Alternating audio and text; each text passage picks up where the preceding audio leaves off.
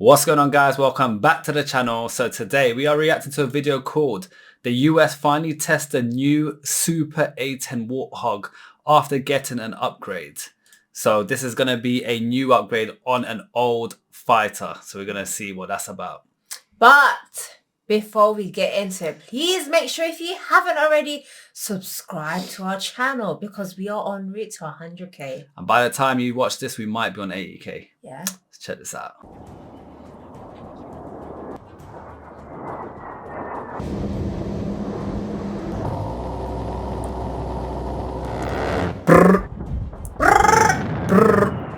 The battlefield is changing fast, and Ukraine just got a terrifying glimpse of America's latest weapon.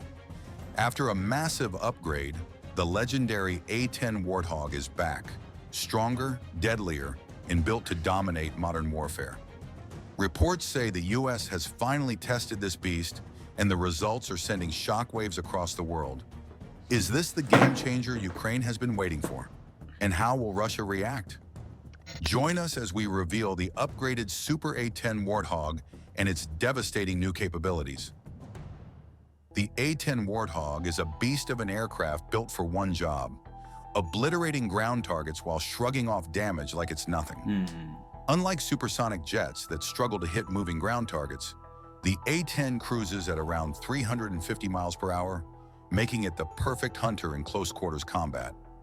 Its wings and control surfaces are built using a tough honeycomb structure that keeps them lightweight but incredibly strong. The ailerons, those flaps at the back of the wings, are huge, nearly half the wingspan, giving the A-10 incredible maneuverability at low speeds. I love how durable the A-10 is because we've watched quite a few videos on the A-10 and they always spoke about stories where the A-10 will come with so many bullet holes and it's still like it was able to land in one, like just about one piece, and then they repair it. So really good assault plane. This plane isn't flashy and it doesn't break speed records, but when troops on the ground need serious backup, the A-10 is the ultimate guardian angel, rugged, reliable, and absolutely terrifying for anything unlucky enough to be in its sights. The A-10 entered service in 1976 with the 355th Tactical Training Wing in Arizona, followed by the 354th Tactical Fighter Wing in South Carolina a year later. From there, it spread its wings to bases across the US and overseas, including Alaska, South Korea, and multiple locations in Europe. It even made a home at RAF Bentwaters and RAF Woodbridge in England, where it trained for missions over Germany. But despite its battlefield potential, the Warthog wasn't welcomed with open arms.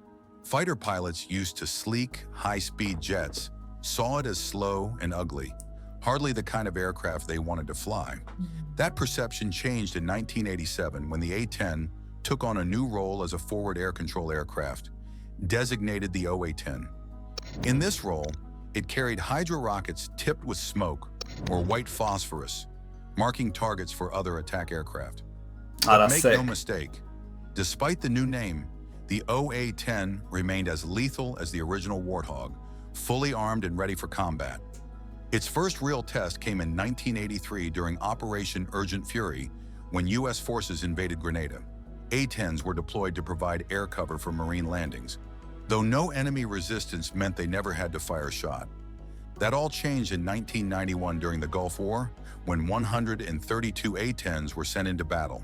The Warthog proved its worth, scoring 2 air-to-air takeouts against Iraqi helicopters. That's probably where it gained its proper reputation of this is a good plane that we need in the battlefield. I feel like it's because there's so many other options in terms of what to fly, but each aircraft has its own benefit in terms of how to perform when in battle. And for something to be quite slow and sluggish, it is quite off-putting, especially when a pilot is used to something or has an option to fly something so fast and quick. They'll always, a lot of them will opt in for that naturally. But sometimes you might need something that's a bit on the slow side. Yeah. You know? Not everything could be hypersonic speed. Yeah. One down by Captain Robert Swain with the legendary GAU-8 Avenger cannon. Wow. The A-10 Warthog has seen its fair share of danger, and while it proved to be a battlefield powerhouse, it wasn't invincible. During the Gulf War, 4 were shot down by enemy fire, and 11 others took hits but kept flying. 2 more suffered critical damage and didn't return to service, with some crash landing beyond repair. The early days of the war saw A-10s tearing through Iraqi forces, but by mid-February, their missions were limited to safer zones near the southern border due to heavy losses. Even then, they kept hunting down Iraqi Scud missile launchers, proving their worth time and time again. The A-10s flew over 8,100 missions, fired most Maverick missiles used in the war, and kept a stunning 95.7% mission success rate. Damn. Any doubts about replacing them with an F-16 variant quickly faded. After the Gulf War, the Warthog continued to make its mark. In Bosnia during the mid-90s, A-10s unleashed around 10,000 rounds of 30mm fire, targeting stolen heavy weapons in the hands of Bosnian Serbs.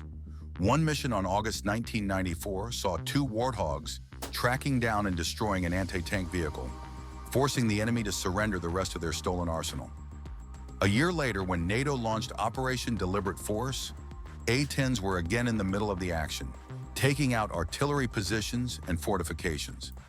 Even after the operation ended, they continued to patrol the skies, ensuring no further threats emerged. So they had a really high success rate. Enemies must really hate the A-10.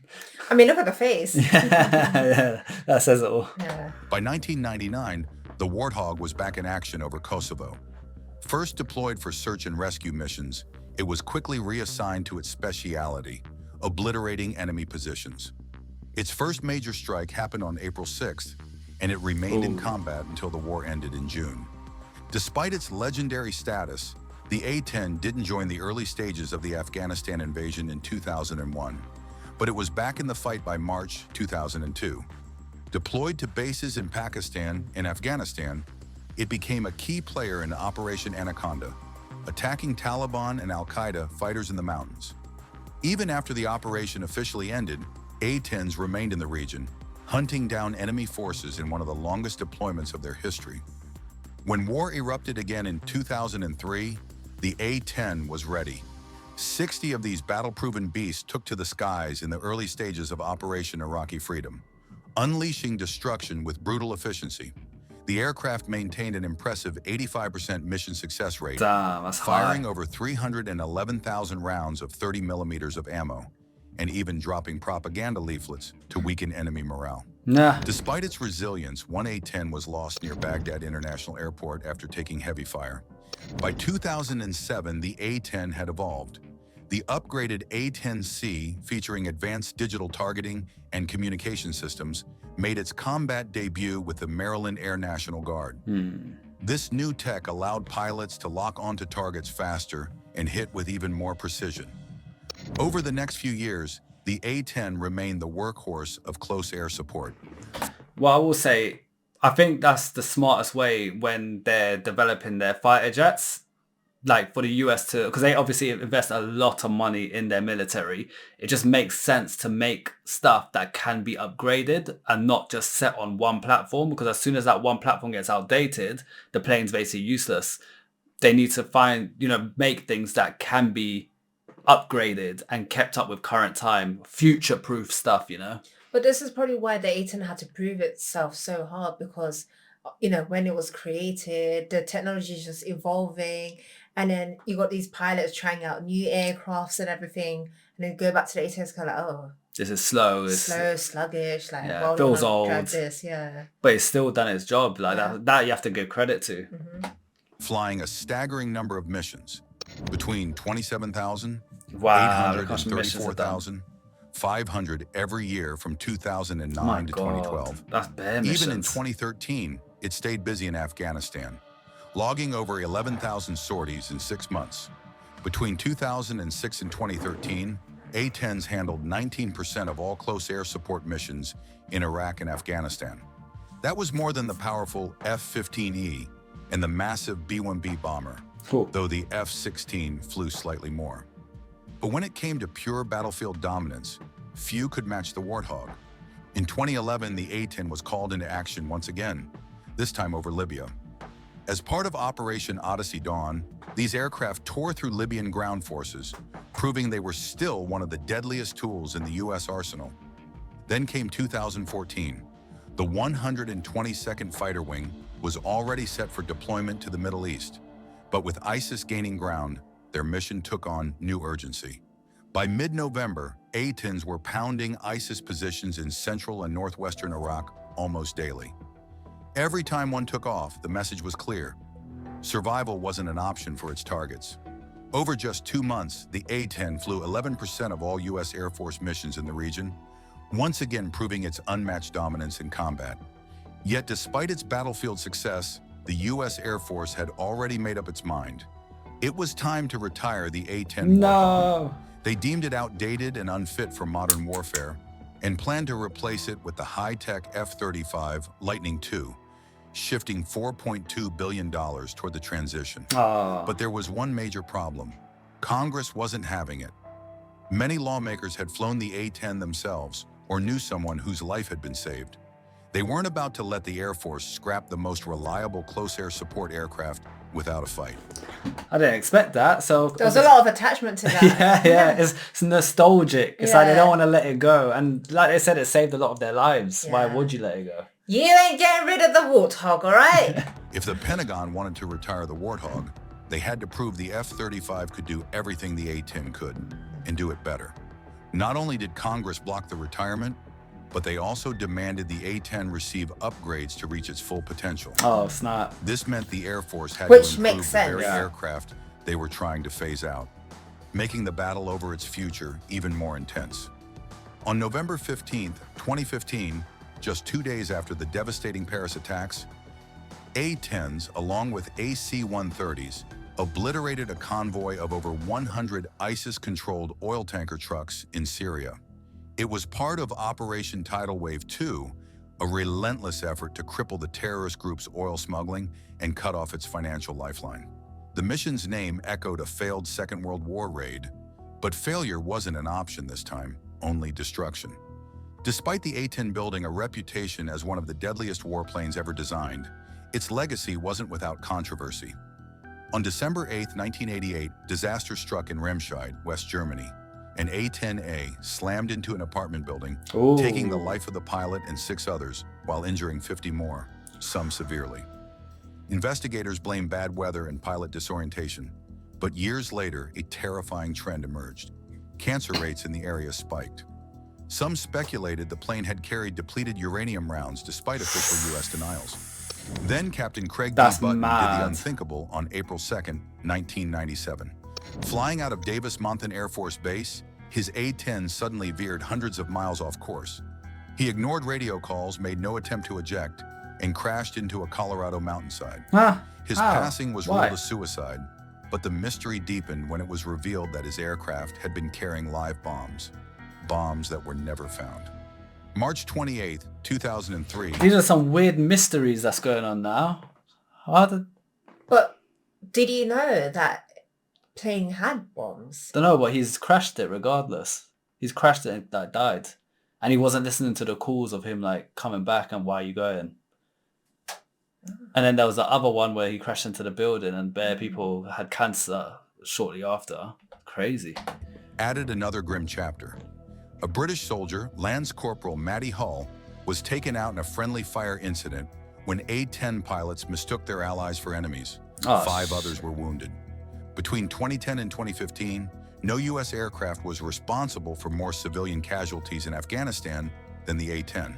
It also accounted for multiple friendly fire incidents, taking the lives of 10 American troops.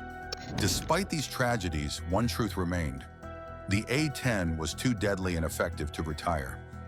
But that's got nothing to do with the plane. It's the people that's piloting it. You would think that, yeah, which would make sense. That right? makes total sense. It's not the plane saying, "Oh, come, let's go on a ride, yeah." But no, but obviously there's a lot of that I agree with. But the friendly fire one, is it because the technology on it wasn't functioning correctly, so they mistook allies for enemies? I don't know. It's weird. But are you not radio calling? I don't know. Comment below, guys. Like, that's a bit odd to me as well. Strange. Very strange. They're just trying to put blame on the Warthog. It's weird. Military strategists knew it had flaws, but they also learned one thing. The enemy had nowhere to hide when the A-10 was in the sky. By the 26th, the Air Force had decided that the Warthog would stay. Political pressure, growing conflicts, and the F-35 rollout forced the Pentagon to backtrack on its plan to retire the aircraft. Congress blocked attempts to scrap it. Military leaders demanded its return, and combat situations proved it was still unmatched. The first wave of upgrades, Suite 8, made the Warthog an even more lethal beast. It received a lightweight V-12 airborne recovery system, making communication between A-10 pilots and ground forces, including downed pilots and special ops teams, more seamless than ever. This allowed it to provide even tighter close air support and take on a bigger role in search and rescue missions. Then came the firepower revolution. The Warthog, once forced to get dangerously close to its targets, now packed long-range standoff weapons. Instead of diving into enemy crosshairs, it could rain destruction from a distance. This flipped the script. Who needed fancy dogfighting moves when raw firepower could do the job? But the upgrades didn't stop there. Pilots were given new tricks to dominate the night. Advanced night vision systems allowed them to strike from low altitudes in total darkness. Meanwhile, the Warthog's rockets got an insane speed boost. AGR-20 precision rockets could now reload 4 times faster, meaning more destruction in less time. These upgrades must have cost a fortune because they went from trying to retire it to saying, let's go all out on it. Wow. Then came Suite 9, loaded with even more game-changing tech.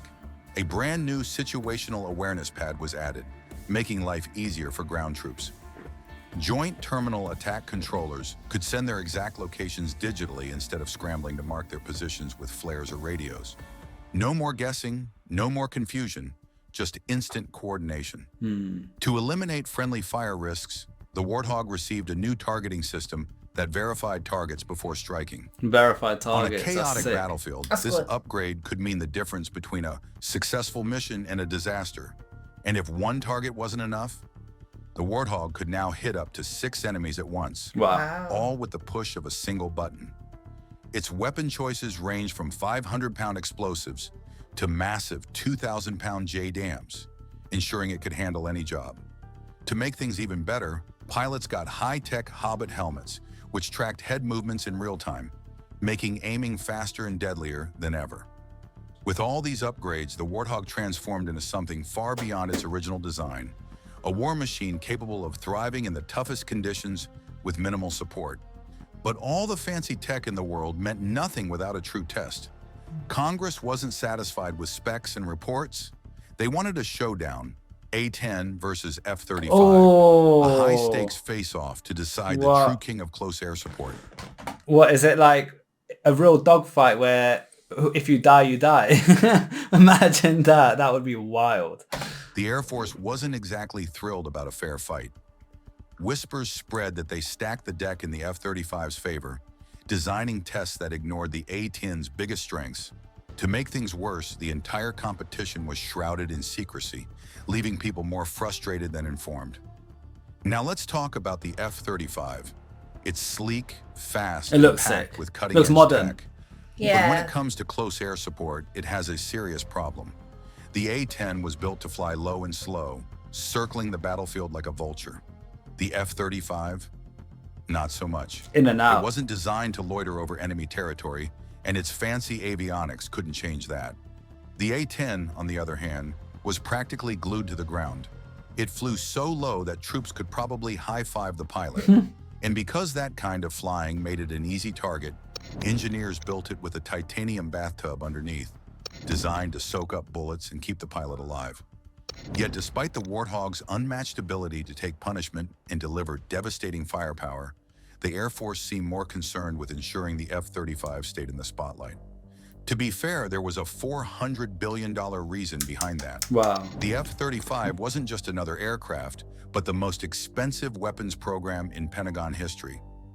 The Air Force had sunk so much money into it that they were determined to make it do everything, from air superiority to ground attacks, and maybe even serving coffee in the break room.